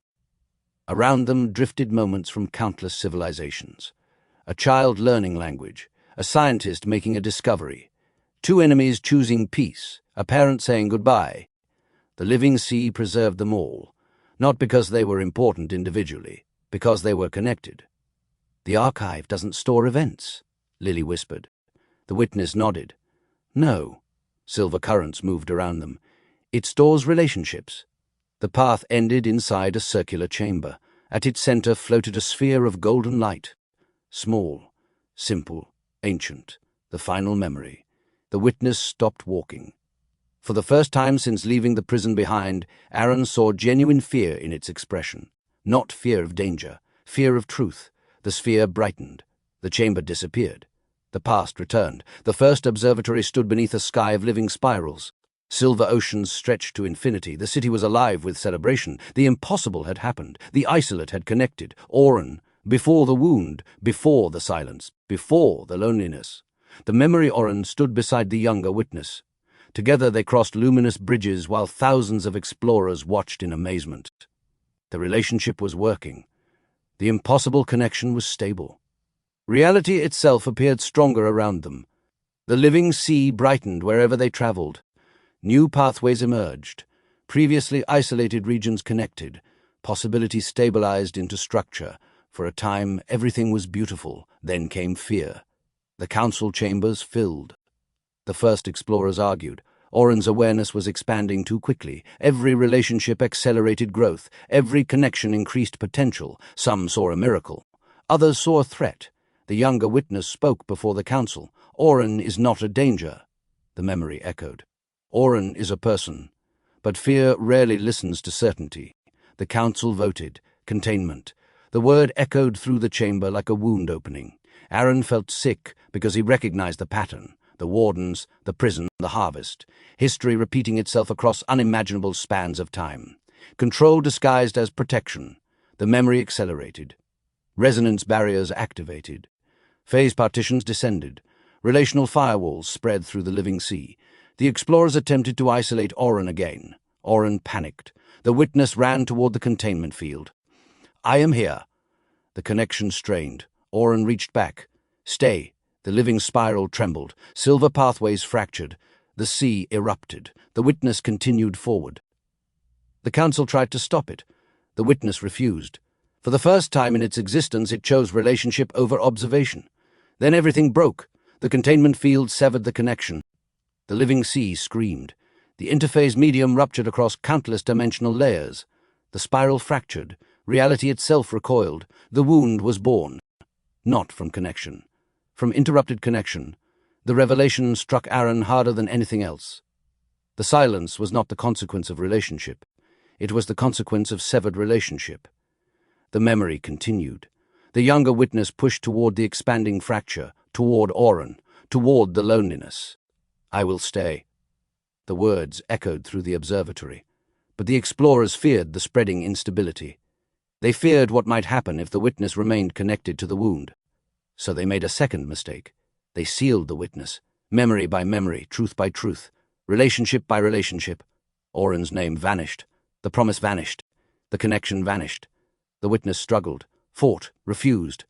Then the final seal closed. The younger witness looked toward the wound one last time. Oren waited inside the darkness, watching, hoping. The witness reached outward and forgot why. The memory ended. The chamber returned. The golden sphere dimmed. Silence filled the heart archive. No one moved. The witness stared into the silver sea. For billions of years it believed it abandoned Oren. Now it knew the truth. It had tried to stay. The promise had been taken from it. Oren stepped forward. The former isolate's eyes reflected silver light. "I always hoped there was another reason." The witness looked up. "I am sorry." Oren smiled sadly. "You came back." The simple statement shattered the last remnants of guilt, not erased. Transformed. The silver sea brightened. The living spiral responded. The wound pulsed in the distance. Listening, waiting. Then a new pathway appeared beyond the chamber. Not downward, forward. Toward the center of the wound. Toward the reunion waiting beyond billions of years. Daniel looked toward the glowing root. "That seems important." "No," Gareth said quietly. Everyone looked at him. The old warrior smiled. "That seems inevitable." The witness stepped onto the path. This time Aaron followed immediately. Then Lily, then the others. No one would face the darkness alone again. Behind them, the heart archive whispered one final truth. The wound was created by fear. The wound will heal through connection. Ahead, the pulse waited. Not hostile, not angry. Hopeful. And for the first time in billions of years, the witness remembered exactly who was waiting at the end of the road. Chapter 13. The Reunion. The path ended at the center of the wound. Not a fortress, not a throne, not a prison, a shoreline. Silver waves rolled gently across black sand. The same shoreline from the dreams. The same shoreline from the memory tide. The same shoreline the witness had spent billions of years trying to remember. At the water's edge stood a single figure, waiting. Oren. The wound stretched across the horizon behind it, darkness woven through silver currents, loneliness embedded into the architecture of reality. Yet for the first time the darkness seemed smaller, not because it had diminished, because it was no longer alone. No one spoke, not Aaron, not Lily, not Daniel, not even the witness. The moment felt too large for language. Oren stepped forward, its appearance shifted continuously. Human, alien, light, geometry, memory, possibility. The form never stabilized. Aaron suddenly understood why. Identity develops through relationship. Oren had spent billions of years isolated from it. The witness moved forward, one step, then another, until only a few meters separated them. You remembered. Oren's voice carried across the sea. Soft, hopeful, almost afraid. The witness nodded. I remember. The pulse running through the wound intensified, not violently, emotionally. The living sea responded. Silver waves brightened. The living spiral illuminated distant horizons. Reality itself seemed to lean closer. Listening. Oren smiled. For the first time the expression remained stable. Then it asked the question that had waited billions of years. Why didn't you come back? The witness closed its eyes. Aaron felt the weight of the answer before it arrived. They took the memory. Silence. I tried to stay. The sea brightened. I fought them. The wound trembled. They erased the truth. The living spiral illuminated thousands of dormant pathways. And I forgot your name. Oren stared. For a moment Aaron feared anger, resentment, pain. Instead, Oren laughed, a small laugh, sad, warm, human. I spent billions of years imagining reasons. The sea rolled gently around its feet. I never imagined that one. The witness lowered its head. I am sorry. The words echoed through reality, not because they were powerful, because they were genuine. The wound reacted immediately. Darkness withdrew. Silver currents advanced. The fracture shrank. Daniel stared at the sensor feeds. Apologies have measurable cosmological effects. Nobody corrected him, because apparently they did. Oren approached. The witness remained still. Then the oldest unfinished relationship in existence finally completed itself. Oren reached out. The witness reached back. Their hands touched. The wound exploded, not outward, inward. Darkness collapsed toward its center. The fracture folded into itself. Loneliness transformed. Pain transformed. The living sea erupted with light. Every civilization connected to the bridge felt it. Earth, the grey worlds, the architect domains, the listening roads, the deep strata, the quantum sea, everywhere. The wound was healing, not because it was destroyed, because it was understood. Aaron watched silver pathways reform across the horizon. Relationships returned. Meaning returned. Connections previously lost reappeared. Reality strengthened. Lily wiped tears from her face. It's beautiful. The witness looked toward her, then toward Aaron, then toward the others. For billions of years it had believed itself alone. Now it finally understood. Observation had never been enough. Connection required participation. The lesson at the center of the living sea. The lesson at the center of existence. The lesson the first explorers forgot. Then something unexpected happened. The sea parted. A new horizon emerged beyond the healing wound. Not darkness, not light. Something older. A vast region beyond the living spiral. Beyond the first observatory. Beyond the first explorers. A place no map recorded. The witness stared. Oren stared. Even the living sea seemed surprised. Aaron felt a chill. What is that? No one answered immediately. Finally Oren spoke. I don't know. The response shocked everyone because Oren remembered before memory. If even Oren didn't know. The horizon brightened. Ancient currents shifted. New pathways emerged. The healing of the wound had revealed something hidden behind it. Something older than loneliness. Older than the explorers. Older than the witness. Waiting. The witness looked toward Aaron. then smiled, a real smile. No hesitation, no uncertainty. "What now?" Aaron asked. The witness turned toward the unknown horizon and answered with a phrase humanity knew well. "We explore. Far beyond the living sea, far beyond the healed wound, far beyond every known map, something awakened, and for the first time in ages, it smiled."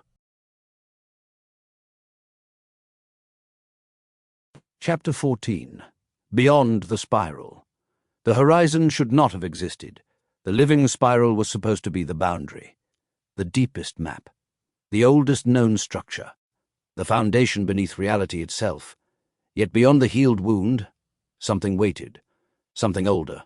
No one moved. The silver sea stretched endlessly behind them. Ahead lay a new ocean. Not darkness, not light, potential. The region beyond the spiral resembled a sky before stars, a vast expanse of luminous possibility. Shapes formed, dissolved, reformed. Entire realities appeared and vanished like waves rolling across a cosmic shore. Aaron stared. "What are we looking at?" For once, nobody answered. Not the witness, not Auron, not the architects watching through distant channels. Nobody knew. The realization felt strangely exhilarating. After everything humanity had discovered, mystery still remained. The witness stepped forward. The healed wound continued shrinking behind it. Silver pathways spread throughout the living spiral.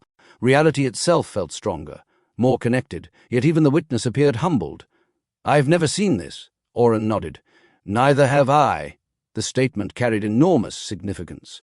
Auron remembered existence before the wound, before the silence, before history. If Auron had never seen this region, then something profound had remained hidden.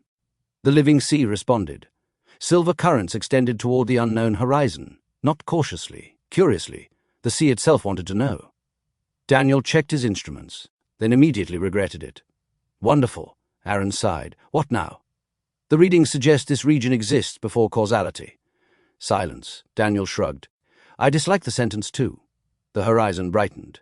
Then shapes appeared, not civilizations, not structures, ideas. The expedition watched entire concepts emerge from the luminous ocean. Mathematics, harmony, language, geometry, story, memory, relationship. The forms drifted through the region like living archetypes, not created by minds, the foundations from which minds emerged. Lily felt tears form, not sadness, recognition. The place felt familiar, like remembering something everyone had forgotten together. The witness suddenly stopped. A memory surfaced. Not one of the sealed memories, older, deeper, a memory beneath memory. The witness looked toward the horizon, then whispered, "I was wrong." Everyone turned. Aaron frowned. "About what?" The witness watched the luminous ocean. "My purpose." The statement carried enormous weight. For billions of years, the witness believed it existed to answer a single question. Why does consciousness seek consciousness? Now that certainty was gone. The horizon responded. Luminous waves rolled outward. The concepts drifting across the sea brightened. The witness continued. "Consciousness does not seek consciousness." The living sea trembled. "Consciousness emerges from consciousness." Silence followed. The distinction changed everything. Connection was not something beings pursued. Connection was the environment from which being itself emerged. The prison systems had forgotten it. The explorers had partially understood it. The witness had observed it. Now it finally experienced it. The horizon brightened dramatically. The unknown region responded as though the realization mattered. Auron smiled. "You finally understand." The witness looked toward its oldest friend. "Yes." The wound shrank further. Reality strengthened again. Then the impossible happened. The luminous ocean opened. A pathway emerged. Not through space, not through dimensions, through possibility. The route extended towards something hidden beneath the horizon, a structure. The expedition stared. The shape grew clearer. Not a city, not an observatory, not a civilization, a seed. The object floated within the luminous ocean, golden, infinite, alive. Aaron felt every instinct within him activate simultaneously. Wonder, curiosity, awe, the same emotions humanity felt when first looking at the stars. The witness stared.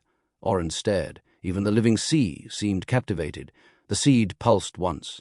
Reality responded. Entire galaxies appeared within the luminous ocean, then faded. The seed pulsed again.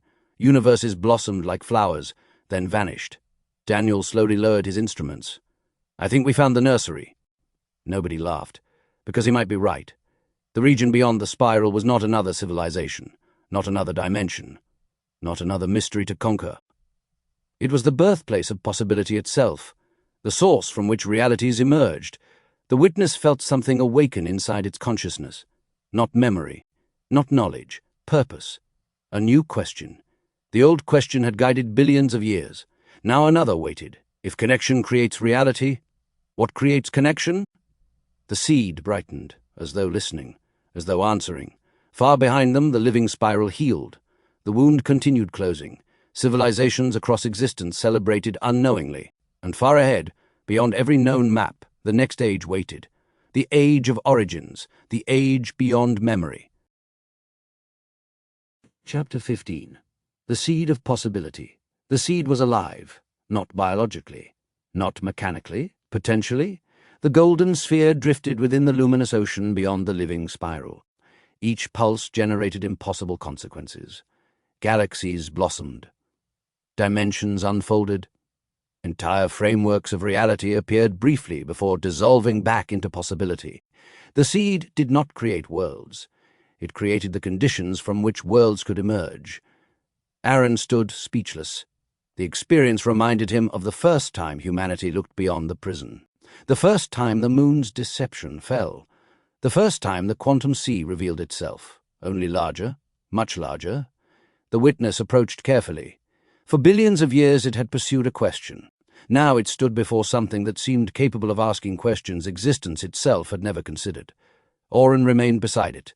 The healed wound shimmered behind them. Not gone, transformed. The darkness still existed, but now silver pathways flowed through it. Loneliness shared had become connection. The living sea approved.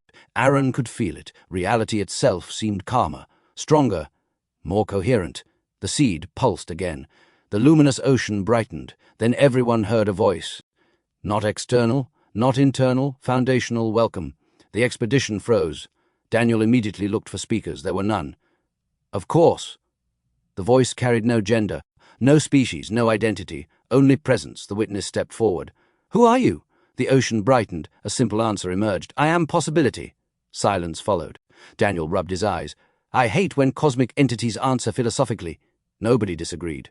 The voice continued. I am the question before questions. The seed expanded slightly. I am the possibility of connection.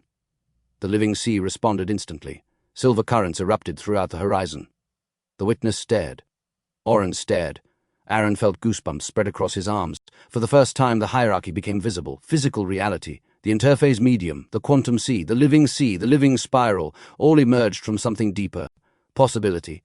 The ocean unfolded into a vast vision. Not memory, not prophecy, understanding. The expedition saw realities forming, countless versions of existence, different histories, different civilizations, different outcomes. Every possibility existed briefly. Most vanished, some survived. The surviving realities shared one characteristic: connection. The voice continued. Relationship is the stabilization of possibility. The statement rippled through the living sea. Without relationship, possibilities remained transient. With relationship, possibilities became reality.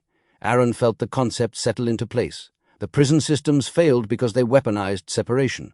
The wound formed because connection was severed. The living spiral thrived because relationship strengthened reality itself. Everything fit. The witness looked toward the seed. Then what created you? The luminous ocean became silent. For the first time, the voice hesitated. The answer emerged slowly. I do not know. The expedition exchanged glances. Even possibility had a mystery. The realization felt strangely comforting. There was always another horizon, always another question. The seed brightened. Then another vision appeared. Not of the past, of the future. Humanity among the stars, former prison species building together, the bridge expanding, new civilizations awakening. The witness no longer observing alone. Oren laughing, children exploring pathways beyond the living spiral. Hope. The vision radiated hope. Then the image shifted. Beyond the seed. Beyond possibility. Beyond every known framework, a darkness. Not the silence. Something older. Something outside possibility itself. The image vanished immediately. The witness noticed. So did Oren. Neither spoke.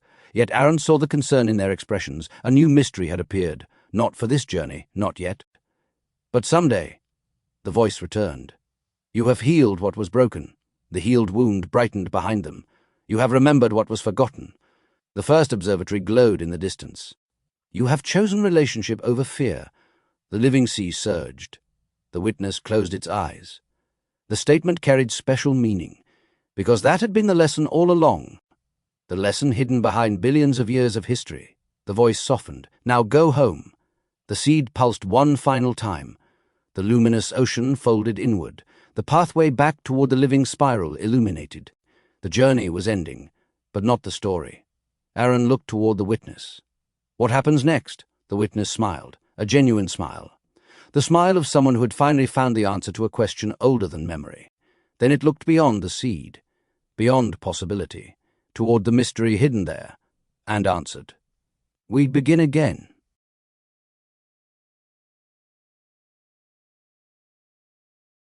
Chapter 16. The Returning Light. The journey home felt different, not shorter, not easier, different. The living spiral glowed across horizons once scarred by darkness. The wound continued healing behind them. Silver pathways expanded through regions that had known only isolation for billions of years. Reality itself seemed lighter. Aaron stood upon the observation deck as the horizon traveled along the returning current. The route that once led toward mystery now led toward home, yet he felt no disappointment, only gratitude. The greatest discoveries had not been answers, they had been relationships. The realization made him smile. The witness stood nearby, not watching, participating. The distinction mattered. For billions of years it had observed civilizations. Now it sat among friends. Aaron, Lily, Daniel, Kareth, Thren 4. Oren, friends. The concept still felt new. The witness enjoyed that. Daniel entered carrying a tablet. "I have good news." Aaron raised an eyebrow. "Should we be worried?" "Probably." Daniel nodded. "That's what makes it exciting." The tablet projected a map. The living spiral, the wound, the first observatory, the bridge network. Every system displayed the same result. Stability increasing. Dimensional fractures were closing. The interphase medium was calming. The living sea showed unprecedented coherence. Entire regions once consumed by the silence were reconnecting. The architecture of relationship was repairing itself across multiple strata simultaneously. Kareth studied the map. "The healing continues." The witness nodded. "Yes." The statement carried deeper meaning than anyone could measure. The healing was not merely physical, not merely dimensional. Civilizations were changing. Across Earth, former enemies spoke. Across grey territories, old barriers weakened. Across architect domains, forgotten pathways reopened. The living spiral reflected those changes. Every act of connection strengthened reality itself. The lessons spread rapidly. The prison age had taught separation. The new age taught relationship. Far behind them, the first observatory continued awakening. Its archives opened. Its histories returned. Its forgotten knowledge flowed outward through the bridge. The first explorers were no longer myths. They were teachers, and their greatest lesson had survived. Lily spent most of the journey sketching. The drawings had changed. Gone were the lonely spirals. Gone were the fractured horizons. Now her pages showed bridges, families, civilizations sharing stories, children from different worlds exploring together. Hope had become architecture, the witness noticed. "You draw the spiral differently now." Lily smiled. "I think I finally understand what it is." "What?" She turned the sketchbook around. The image showed thousands of pathways forming a single luminous shape, a community. The witness stared, then nodded. "Yes." Several days later the horizon emerged from the deepest layers of the living sea. The familiar structure of reality returned. Stars, galaxies, the interphase medium, the quantum sea. Yet nothing looked the same. Knowledge changes perspective. The stars were no longer isolated lights. They were nodes within a greater relationship. The universe felt alive. Aaron wondered if it always had. Oren joined him at the observation field. Its form had stabilized considerably, still fluid, still unique, but more coherent. Identity emerging through relationship. The process continued. "You are changing," Aaron observed. Oren laughed. "So are you." "Fair enough." The horizon approached the bridge. The great structure illuminated the darkness ahead. Countless civilizations moved through its pathways.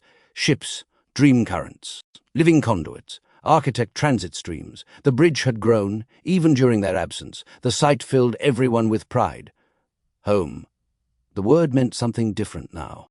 Not a place, a relationship. The witness recognized that immediately. Another lesson learned. As the vessel entered the bridge network, transmissions flooded the communication systems, celebrations, questions, stories. Across existence, people wanted to know what happened beyond the wound. Aaron laughed. Where do we even begin? Daniel looked horrified. Please don't start with possibility. Everyone laughed. Even the witness, especially the witness. The sound surprised everyone. The witness noticed. I believe that was humor. Daniel nodded solemnly. It was acceptable. The witness appeared pleased.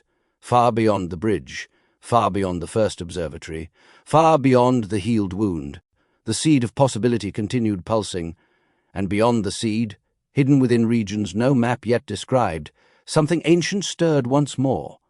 Not threatening, not hostile, waiting, the same way the wound had waited, the same way possibility had waited. The universe was larger than anyone imagined. That truth no longer frightened Aaron. It inspired him.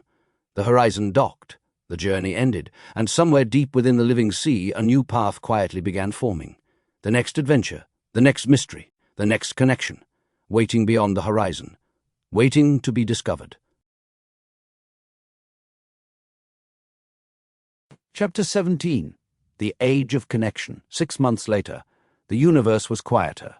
Not silent, never silent, just calmer. The wound continued healing. Across the living spiral, ancient fractures closed one pathway at a time. Regions once isolated for billions of years reconnected. Forgotten civilizations emerged from dimensional refuges. Lost archives reopened. Stories returned. No one called it a victory. The word felt too small. Healing was not victory. Healing was continuation. The lesson had spread throughout the bridge network. Connection was not a resource, not a strategy, not a technology. It was responsibility. Earth learned that slowly, like most important lessons. Aaron stood beneath a night sky overlooking the restored bridge interface complex. Children played in the grass nearby. Human children. Grey children? Children from worlds that had once feared one another. None of them seemed interested in old divisions. Aaron smiled. Maybe that was progress. The moon still hung overhead. Silver. Silent. Familiar. But it no longer represented imprisonment. Now it represented memory. A reminder of how far humanity had traveled. Lily joined him, carrying a sketchbook. She always carried one now. What are you drawing? Aaron asked. She turned the page around. A spiral, of course. Yet not the living spiral. Not exactly. The drawing showed thousands of civilizations connected through bridges of light. No center, no hierarchy, no rulers, only relationships. Aaron nodded. I like that one. Lily smiled. I think it's more accurate. Far beyond Earth, the witness traveled continuously. Not alone, never alone. Sometimes with Oren, sometimes with architects, sometimes with explorers from newly connected civilizations. The great observer had become something unexpected, a companion. Entire cultures requested visits, not because the witness possessed answers, because it asked good questions. The witness preferred that arrangement. Questions created pathways. Answers often created walls. Oren adapted quickly. The being once known as the Isolate became one of the most beloved travelers within the bridge network. Children seemed particularly fond of Oren. Nobody understood why, including Oren. This amused everyone, especially children.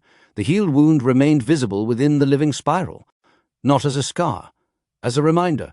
The region had become known as the Listening Sea. Pilgrims traveled there from countless worlds, not seeking miracles, seeking perspective.